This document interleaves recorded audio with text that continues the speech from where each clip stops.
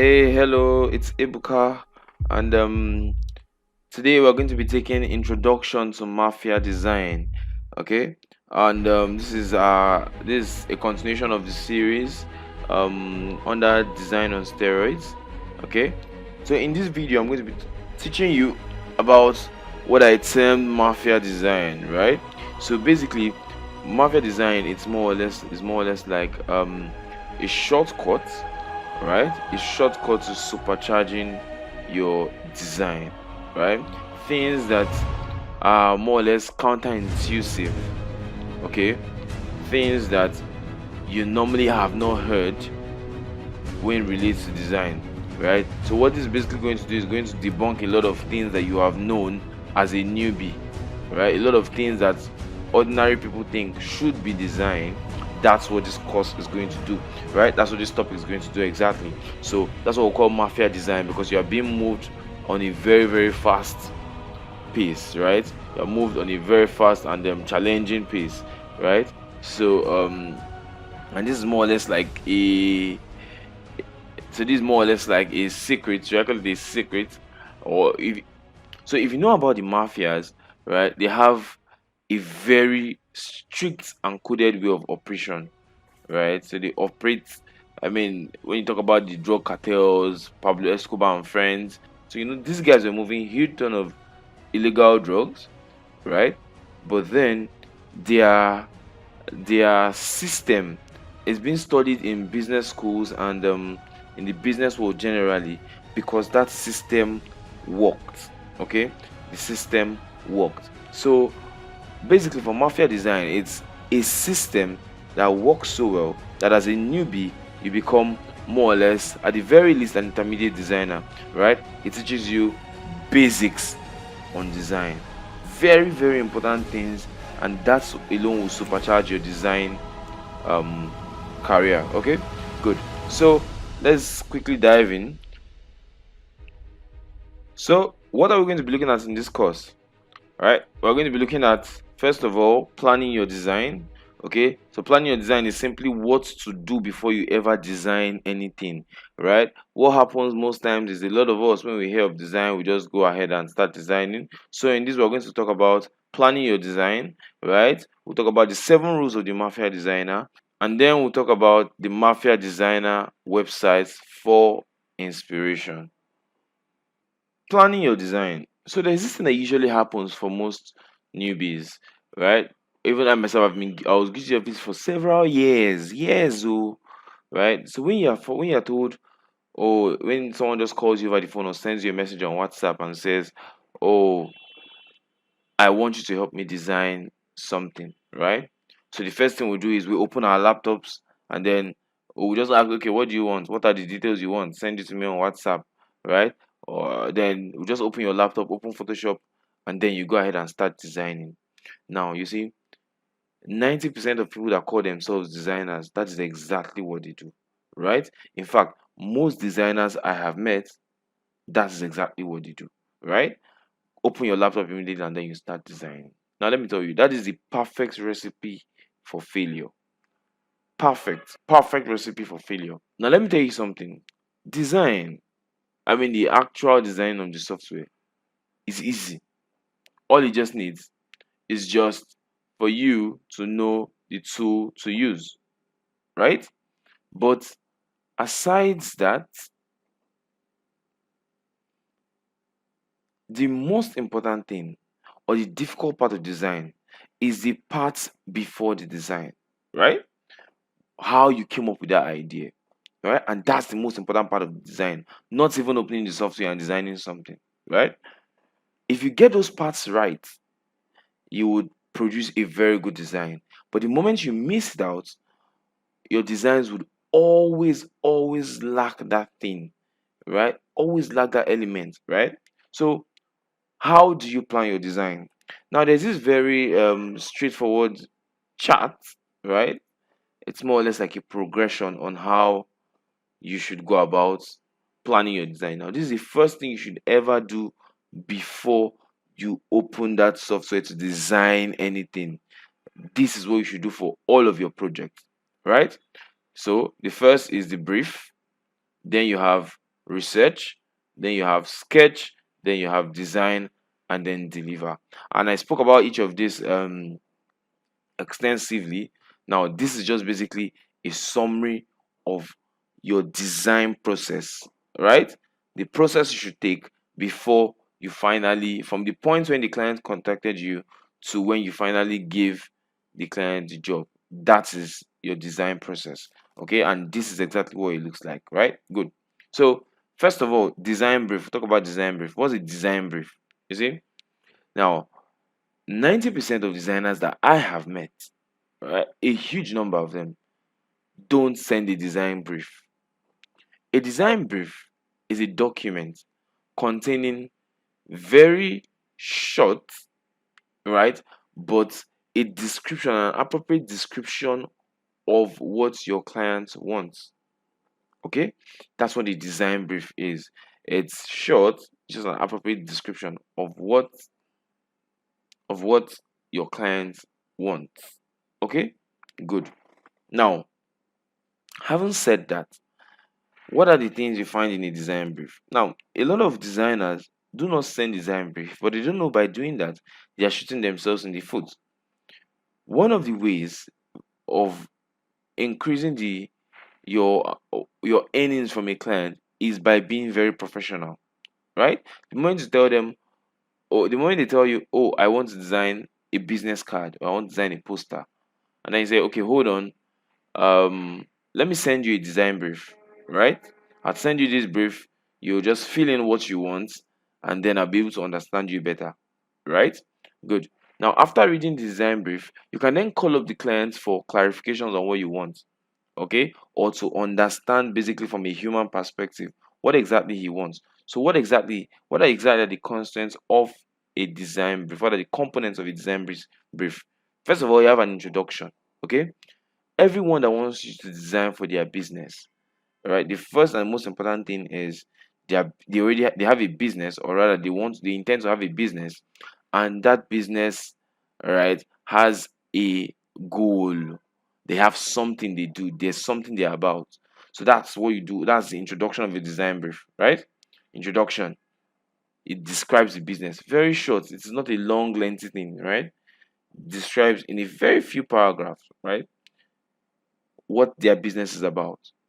Okay, so for instance, I want to design for, say, Always Ultra, right? And then I send this design brief. The intro may be something like, "We are a very passionate brand." Why the the intro may be something like, "We are a women-centered brand, passionate about the health of the girl child and females." Okay, now this is just me saying stuff off my head. Okay, that may not be what they're about. Okay, this is just me imagining what Always would um put in as their company intro. You may be very surprised they will say something entirely different from what you are thinking. Okay, now for instance, a company that makes detergents, right? Then you ask them, "What's your company about? Or what's your business about?" And you'll be expecting them to say something like, "Oh, we really care about the cleanliness of your clothes," or something. But no, they may just end up saying like, "Oh, we're a brand focused on introducing very cheap products to the end user." Okay, very cheap products to the end user to ensure that even the common man can afford to use a detergent, or afford to use. So they may also have other things they want to put into their brand with time, right? That they may stay in that states in that introduction. So that introduction is very important, right? Now, the next component, you have the feelings. Okay. Now you ask, what feelings do you want your brand to evoke?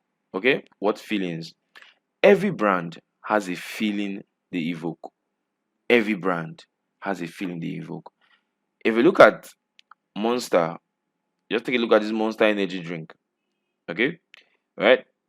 When you see this Monster energy drink, some things just come to your mind: horror, fierce, energy. Those words start coming to your mind. Why? Because aside the color they used, right, the entire brand just showcases that. right? So what feelings do you want your brand to evoke? For this Monster Energy drink, you could have stuff like energy, right? Strength, okay? Masculinity, that kind of a thing, right? Confidence, right? Those kind of feelings, okay? Now, the reason why this is very important is that if you look at these fonts used in this Monster Energy drink, if you decide to use another font instead of this that they used, take a look at, let's assume we did something like this instead. With this font here that you can see on your right, we are no longer appealing to that energy. We're appealing to probably children, playful, fun, and that already takes away the whole essence of that design that they want to do. Okay, good. So that said, what look and feel, this is very very closely related to the feeling. Okay, what do you want to evoke? How do you want to present this? Okay, they may say, oh, I want to present it as fierce and all of that, right? They may say, oh, I just want it to be calm. Okay, good. That would help you in choosing colors, choosing fonts, right? Choosing layouts, right? Some may say, okay, for the look, I want it to appear very busy, right? Some may say, I just want something simple and minimalistic. Okay, good. Now, brand position, right? Now, so this are you a target or a Chanel, right? So basically, what's your brand positioning? Like, is your company just catering for, is it a luxury brand?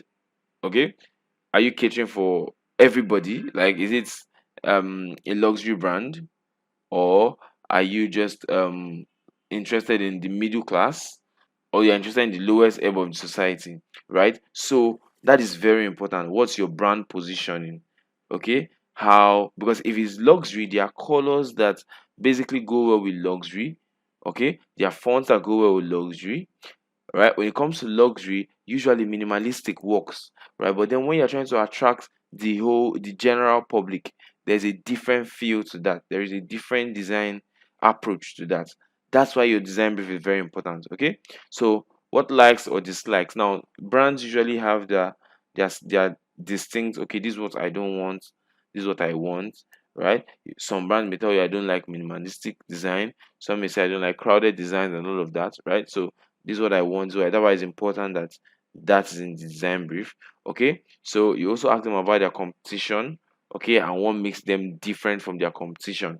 Okay, then the needs. What exactly do you need at the end of this project? What is your goal for this?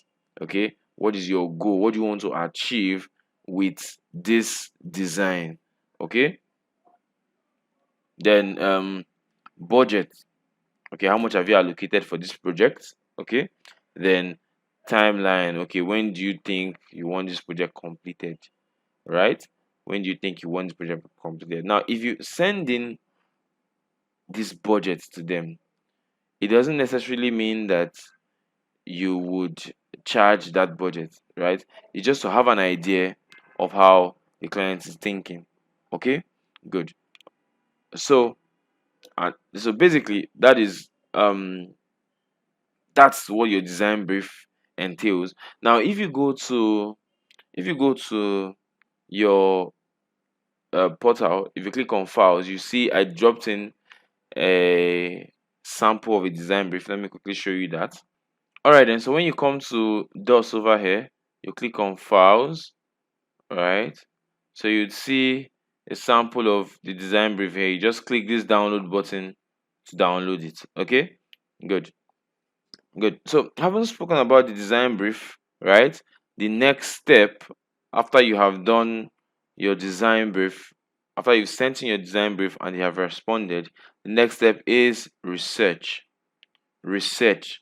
So, you are going to research and find out several things about that brand, right? Several things about the product they are trying to sell to you, right? So this research, you have to do your own personal assignment, right? You have to go and see what's been done by other designers also. That's basically what research is all about, right? So now from research, find out, okay, who are the target audience that this company is trying to reach to. Now, these are part of the things in your brief, right? But then, okay, who are the target audience?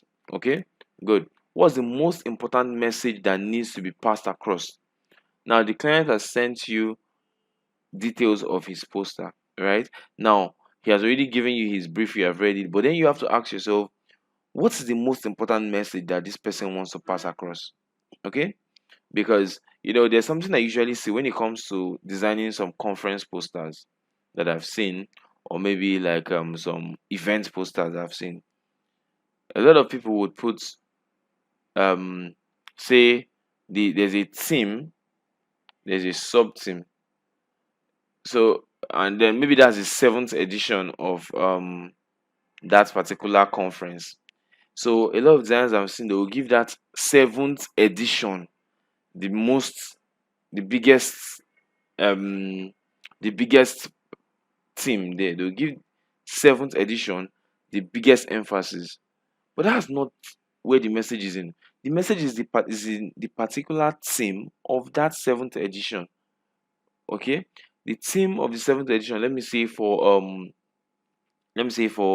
something like let's say health week, or let's say for something like let's say the Olympics now, for instance. The theme of that seventh edition may be um okay, let me say something like this Access Bank Marathon. The theme of that seventh edition may be run your race. Okay, run your race. Now that's the most important message there. Run your race, right? That theme is most important. Okay, not seventh edition of the Access Bank Lagos Marathon. No. Okay, so what's the most important message to be passed across? Good. The next question you ask is what fonts would be most appropriate? Now you already know, okay, these are the target audience I'm working with. Okay, what fonts will be most appropriate? Is this a corporate design I'm doing? Is it supposed to be fun and friendly? Okay, is it supposed to be strict? Is it supposed to be somewhere in between? Okay, is it supposed to be horror? Okay, those kind of fonts, the font determine is supposed to be luxury, because for luxury there are lots of costly fonts that you may decide to use, freehand fonts and all of that. So these are very important. Okay, you can also ask what colors would work best. Okay, what colors would work best? These are part of the things you take note of in your research, right? Now you see, when you do all these things, you realize that the design is just easy. You already have an idea of what you want. You are not going to test several things. What kind of fonts? You've already narrowed down your fonts to the kind of fonts you'll be needing. So you're already, when you open the software, you're not already looking at some other things. Your eyes are off them already. What colors would work best? Okay, what colors will work best to evoke the kind of emotion that you want to evoke? Okay, for instance, red usually signifies danger, signifies boldness. Okay, orange, yellow on the other hand signifies something more playful, something more friendly. Okay, so what colors would work best to achieve the message of the client? Okay, now what images would evoke the best emotion in your target audience? What images can you use that will evoke the best emotion in your target audience? Then you ask, okay, what are their competitors doing? The competitors of your brand, of the brand you are designing for, what are they doing? Like, you have to see their design, you have to see the angle they are bringing their message also from, right? What are they doing? This doesn't mean you should copy, but this should guide you. In fact, sometimes when their competitors are doing horrible designs, this would guide you to make something that would stand out. If their competitors are using a particular color scheme, you can decide to change that color scheme a little to make your brand stand out entirely from theirs. Because if you copy the color scheme of your competitors, it is difficult for you to stand out, because when they see you, they immediately just recognize, they will immediately just bring in that's your competitor in. And now let me give you a practical example. You've seen MTN, you've seen Glow, you've seen Airtel, right? These brands, they're the three top brands in terms of telecommunications in Nigeria, right? Look at their three colors, distinct and clear. You cannot mix it. Do you understand? Clearly distinct. You cannot mix it. So they want their brand to stand out. So if, for instance, if for instance Glo when they started was not aware of MTN's color, they could as well go and do yellow also, and that would entirely blend with their competitor. And whenever people see them, because they came in after MTN, whenever people see them, people will just immediately relate them to MTN.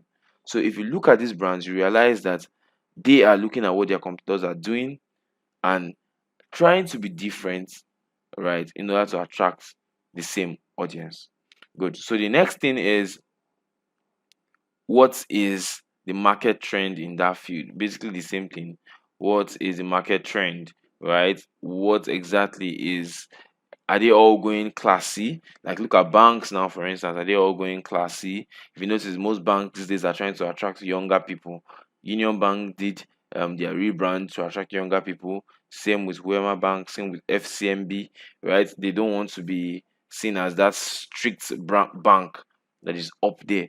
They want to relate with the younger generations, right? So what is the market trend in that field? Very important. Okay, good. So after research, the next thing we have is sketch, right? But then before sketch, there's something known as brainstorming, right? Brainstorming, right? So brainstorming is basically that point where you put pen to paper.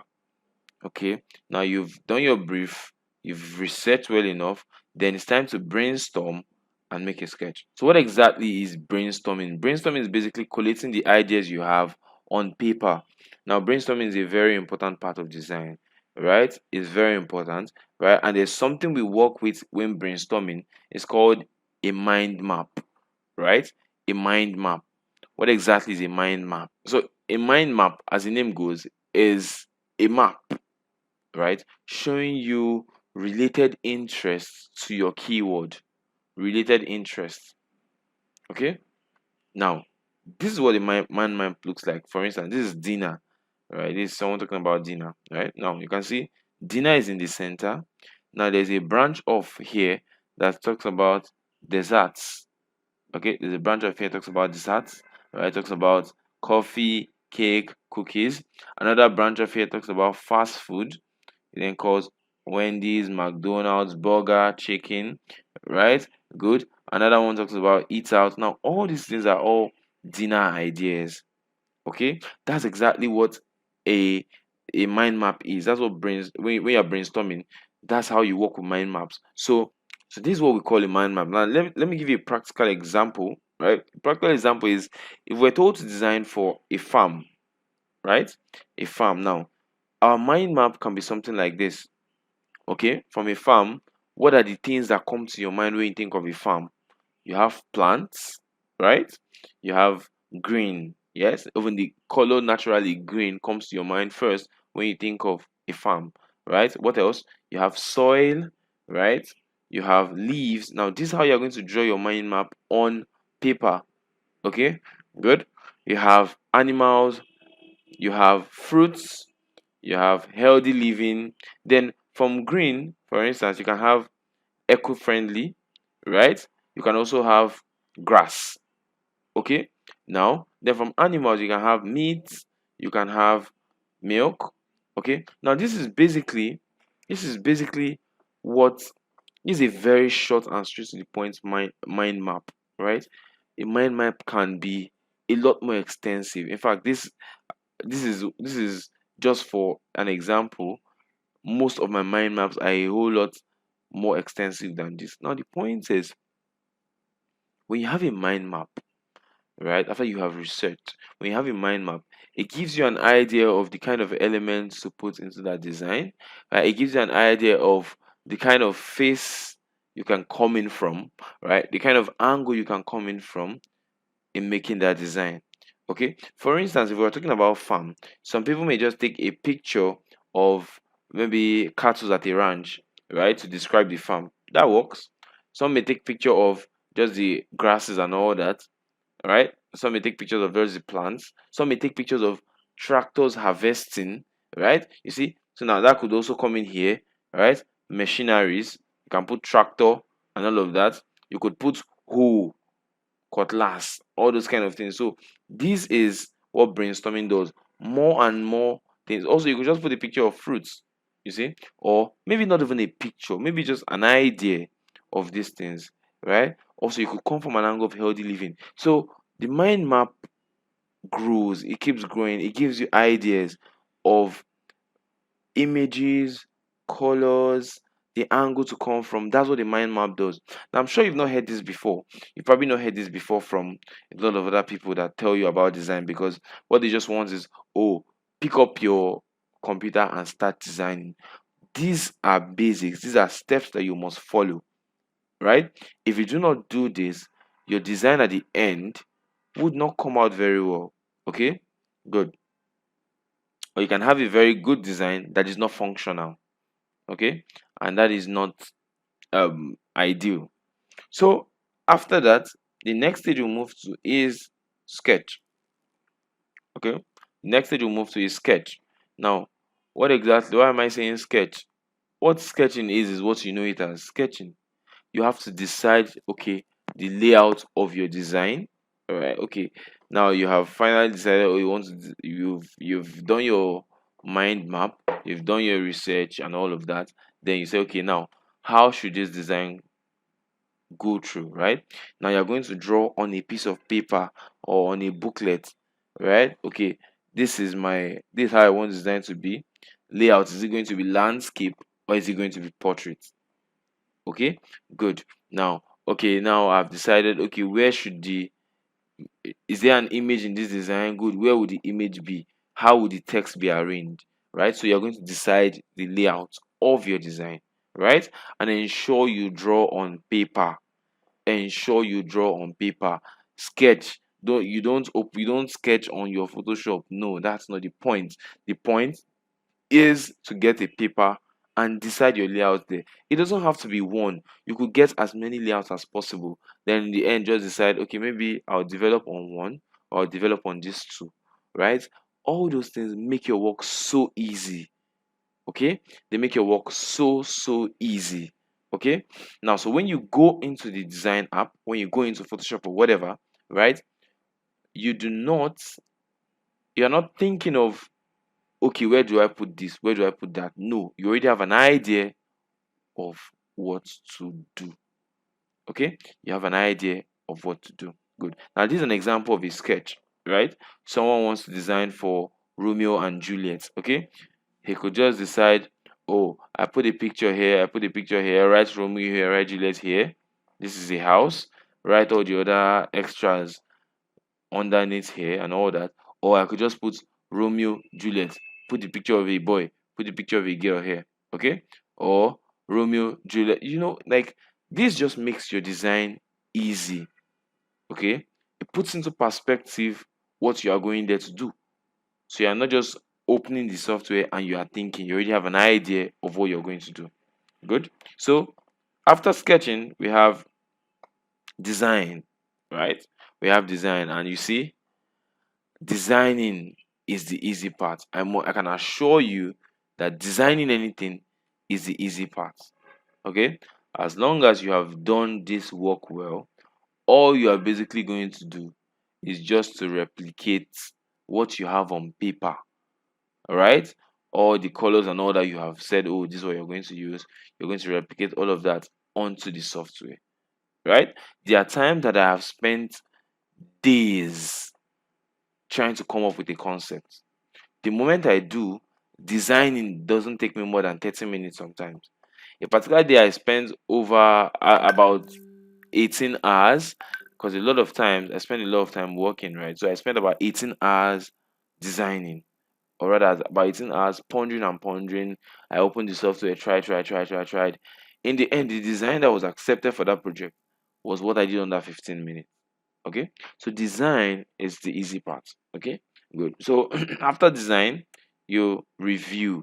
Now this is very important. You see, no matter who you think you are, no matter how good you think you are designing for people.